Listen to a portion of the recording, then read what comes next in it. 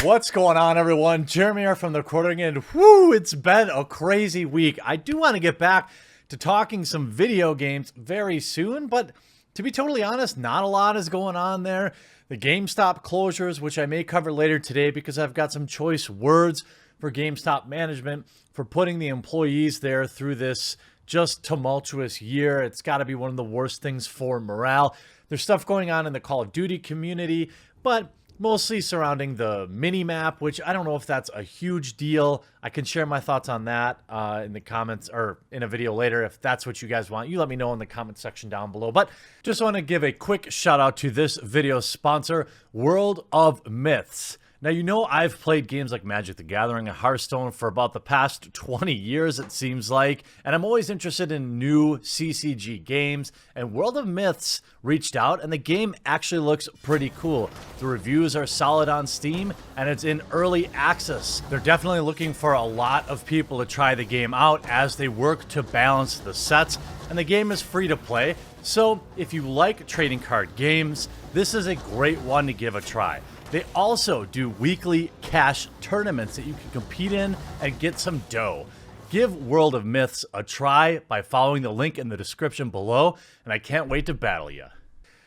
As predicted, the media is all over Pewds, and they're as being as dishonest as ever.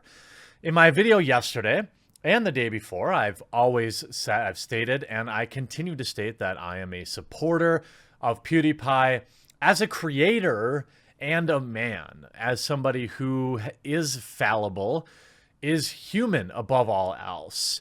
And I promised my sword to help push back against the articles that we all knew were coming.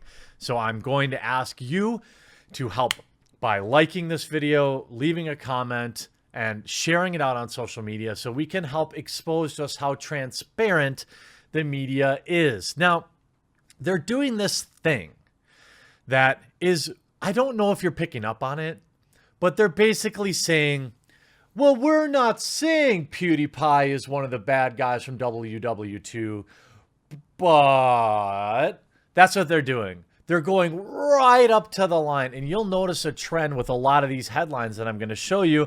And Kotaku completely jumping the shark, basically. I mean, literally, Kotaku journalists calling him an idiot and a coward. We're going to take a look at that. We see articles like, PewDiePie pulls 50K pledge to Jewish anti-hate group after fan backlash. That is a really leading title. I don't think that the lineage of the company had anything to do with it, but they're putting it in there for a reason. You see what I'm saying? It has nothing to do with that. There's no indication of that, but the media is just kind of peppering that in. Again, after fan backlash, it wasn't necessarily fans. It was fellow YouTubers, more specifically, people that are in the video game community, whether they're pop culture, whatever their toy reviews, whatever they may cover, if they understand what this organization has done to our fellow YouTubers, then they understand why this was a problem.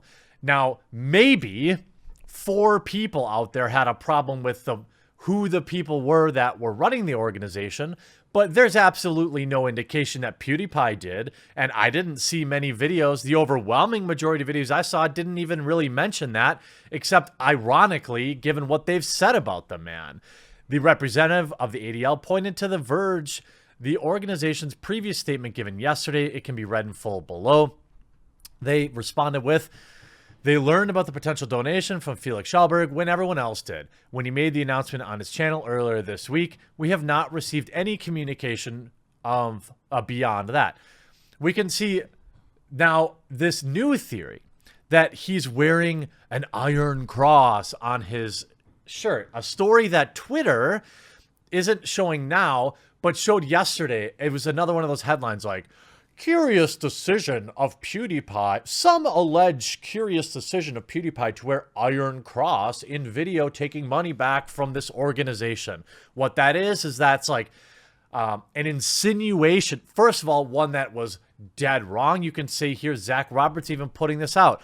I got this, and he's a urinalist. I got this wrong myself.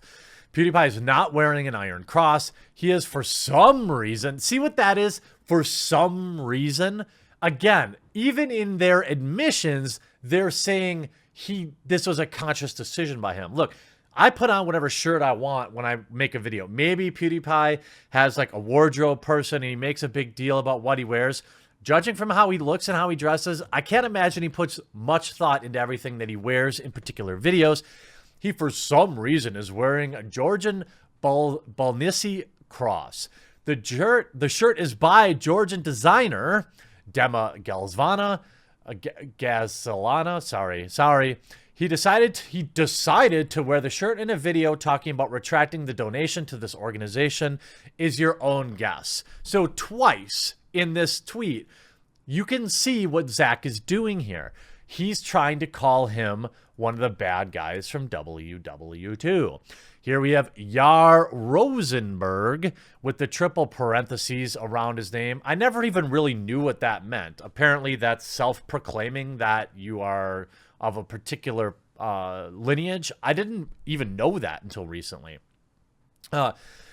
This is your periodic reminder that the top performer on YouTube occasionally shares content I don't like with his fan base, and his fan base is so into it, they can't even donate to this organization without infuriating them. So by proxy, calling their fans, he's insinuating that the fans have some problem with his people. Why? Why do you think this is? Why do you think nobody trusts the media? These people are outright going right up to the line of saying that the reason he took the money back is because he doesn't like these people. There's absolutely zero indication of that, so they're just making it up. And now they're saying it's because of the fans. Nobody, that matters anyway, had a problem with him donating the money to the organization because of who ran it. They had the problem because of what they did. Everybody knows that. Imagine getting paid money to just write lies. These people are producing works of fiction. All right? He, at no point, and nobody really that I saw, said anything about their lineage. It was, hey, these people are actively trying to hurt YouTubers. They've actively tried to hurt you. Why are you giving them money? But it doesn't stop there. Needless obscenity laced. Here we go. A very gamer. He's mad because they spoke out against him. Oh, sweetie, this organization is a well-known anti-hate group. You're going to be hard-pressed to find one that hasn't spoken out against you. Huge yikes. First of all, not correct. At no point has he said that's why he retracted the money, but you're going to write that anywhere. Here's, of course, Sleeping Giants, another bully organization. Honey should probably pull their pledge to PewDiePie and hand it straight to this organization now. Just a suggestion. Why? Why? I wonder. Here's Matt Binder. A lot of blue check marks in here. Another reporter.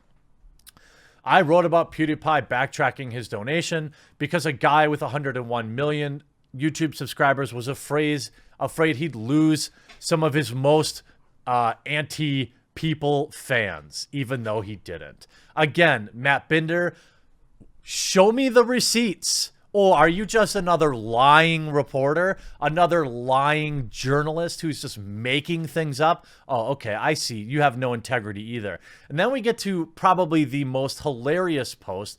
And this is Nathan Grayson. You may remember him from the guy that spent a little snuggle time with Zoe back a few years ago, and famously for it. Outright calling PewDiePie. Sure, he might be a coward, but he's also either an idiot or an opportunistic dog whistler, as evidenced by his decision to wear an iron cross in a video about a Jewish charity. Nathan Grayson, a reporter, knows absolutely that this is not. He even goes on, after getting called out, This tweet is getting some fun responses, so let's break things down. Yes, there are legit reasons of being skeptical of this organization. PewDiePie did not specifically point to any of them in his explanation, which makes it hard to take seriously. Okay, because he didn't outline it, you're giving yourself license to fill in the gaps. 2, the Iron Cross thing. At no point does he say he's wrong. Until after. Well, to be honest with you, after I ratioed him. Yes, I know it's not literally an Iron Cross. Then why'd you write it? Nobody takes you video game journalists seriously because you outright lie. There are plenty of things to criticize PewDiePie for. There are plenty of things to criticize, video game YouTubers for. But making things up is completely unacceptable. And that's part of my mission on this channel, is to point this kind of stuff out and try to provide some context. These people, these reporters, are not your friends. They are smear merchants. They don't care at all that they're lying. They don't care that they're getting called out for it. They make ridiculous articles, ridiculous claims. And again, after fans spread theories we don't like. Again, you have no idea why he retracted that. You have no idea if he was influenced by various theories. Maybe, as he stated, given more time to think about it, he chose not to. But reporters just take this as their license to just fill in the gaps and do whatever they want. It wouldn't have mattered what he said. You were going to write these articles anyway. Now, we know for a fact that he was, quote, advised to donate that money to this particular organization. Something that you video game journalists conveniently called just a crazy idea before. We know now that was true. We know that he has come out to say he didn't put much thought into it. He's just trying to make things right. Something we all said was likely the case. Something you also called a crazy idea. The idea that he's like he's either a super genius or he's not, right? These people, you call it Nathan Grayson calling him an idiot. He's either playing 4D or even fifth dimensional chess, or he's just a regular dude who put on a shirt and wore it for a video like almost everybody on YouTube, except maybe fashion YouTubers or something like that. All these reporters are a plague on the video game community. They lie. They make gamers look bad. They make YouTubers look bad. And it isn't even that hard to point out. My ask for all of you is to continue to push back against people who are peddling provable lies. It's one thing to say, hey, the world's biggest video game YouTuber did this thing, and I think maybe this is why. But that's not how they talk. They just say it's a matter of fact. And then they say, oh, well, actually, I knew I was wrong, but I said it anyway. Not going to delete my tweet, though. I mean, why are these people given any credit anywhere? Please do your part. Raise your sword for the best video game YouTuber on the planet and the champion of YouTubers everywhere. A man that is fallible, yes. He's not dumb either, but these theories around him that he's playing fifth dimensional chess and this is all part of his plan, no. He's just a dude who loves YouTube. He could have retired a long time ago. All the cash he's making from Minecraft YouTubing, he could just be putting in a separate account and never work again. The man clearly has a passion for the game. He has a passion for YouTube. He has a passion for his community, and he continues to come back. And as long as he does that, I will continue to defend him. I hope you enjoyed this video. We'll talk to you again real soon. Hey, thanks so much for watching this video, and I really hope you enjoyed it. Above, you'll find some links to watch more videos, as well as a nice big button to subscribe, which I hope you'll do. If you did enjoy it, make sure before you go that you leave a like and a comment on the video, because you are the #1 reason this channel continues to grow, and I appreciate you.